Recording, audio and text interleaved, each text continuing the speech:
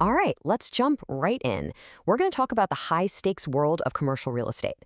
But we're not looking at the shiny, happy, brand-new skyscrapers. No, we're going behind the curtain into the gritty, high-risk deals where fortunes are made and, yeah, sometimes lost.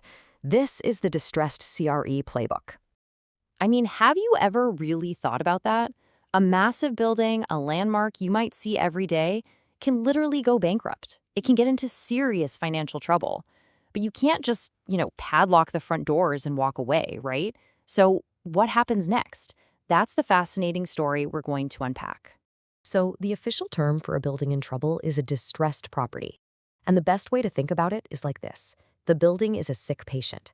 It could be bleeding cash every month, or maybe it's physically falling apart. Empty floors, leaky roof, the whole deal. The specialists we're following are like the elite medical team that swoops in, diagnoses the problem, and tries to bring it back to roaring health. Okay, so first things first. If you're that medical team, you have to know what to look for, right? Before anyone even thinks about buying a building like this, they're like detectives, hunting for those telltale signs of trouble. It all starts with the diagnosis. Now, this might look a little technical, but stick with me, it's actually pretty simple.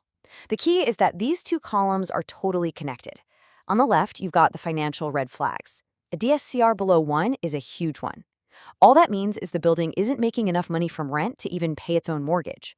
And when the loan gets sent to special servicing, that's basically the ICU for a commercial loan. But why does this happen? Well, look to the right. The building's half empty, it looks run down, and the owner can't even collect rent. You see? One problem feeds the other. They're two sides of the exact same coin. So, an investor buys the sick building. The deal closes, and bam, a giant clock starts ticking. This isn't about long-term strategy, not yet. This is about stopping the bleeding, right now. Welcome to the emergency room. And here's the game plan, the whole roadmap we're about to walk through. It all starts with that immediate stabilization phase. Then you move into the longer-term repositioning. That's where the real transformation happens. And finally, the exit. That's when you decide the future of your now healthy building. This is day one stuff. I mean, the new owner is rolling up their sleeves and getting their hands dirty immediately. They're not thinking about new paint for the lobby. They're on the phone with the cleaning company, the security firm, every single vendor, trying to get a better deal. They're fighting the property tax bill. They're freezing any spending that isn't absolutely critical. It's all about one thing, and one thing only: preserving cash. Okay, deep breath. The patient is stable. The financial bleeding has stopped. Now the real surgery can begin.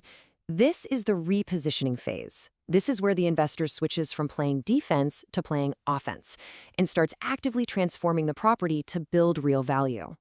You have to fight this war on two fronts at the same time. You can't just get new tenants in the door if the lobby looks like it's from 1982, and you can't afford to modernize the lobby if you don't have tenants paying rent. So these two things have to happen together, in lockstep.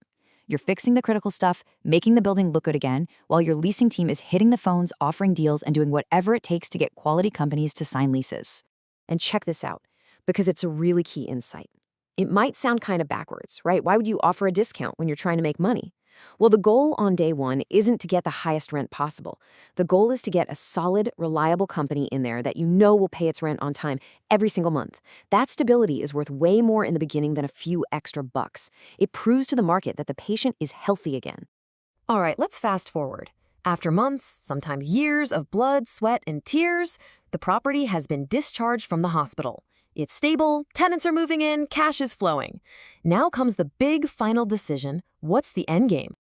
And this playbook basically lays out the main options. Stabilize and sell. That's your classic fix and flip on a massive scale. Get in, fix it up, and sell it to a traditional buyer for a profit. Stabilize and hold is the long game. You refinance the debt and just collect the rent checks for years. Then there's the wholesale flip, where you do the initial dirty work and then sell it to another investor to finish the job. And then you've got the grand slam home run swing, redevelopment, turning that old office building into brand new apartments. It's the biggest risk for sure, but it could also have the biggest reward. Okay, so we've seen the playbook for turning around one sick building. But the big question is, why are we talking about this right now? Because what used to be a super niche strategy is about to hit the mainstream in a huge, huge way.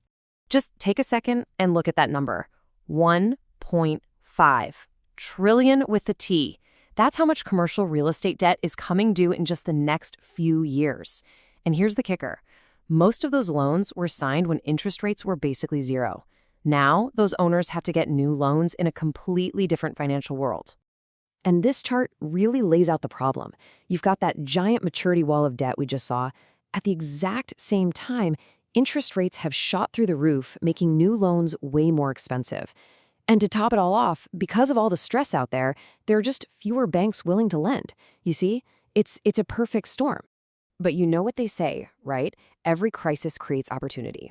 For those specialized investors, the ones who know this playbook inside and out, this isn't a disaster. It's a fire sale. It's a chance to buy really good buildings for less than it would even cost to build them today, and then put all that expertise to work. So that's the multi-trillion-dollar question we're left with. And this isn't some academic exercise. This is happening right now. For thousands of building owners, this is a crisis. But for the people with the cash and the playbook we just walked through, this could be the investment opportunity of a lifetime. The answer is going to define our city's skylines for years to come.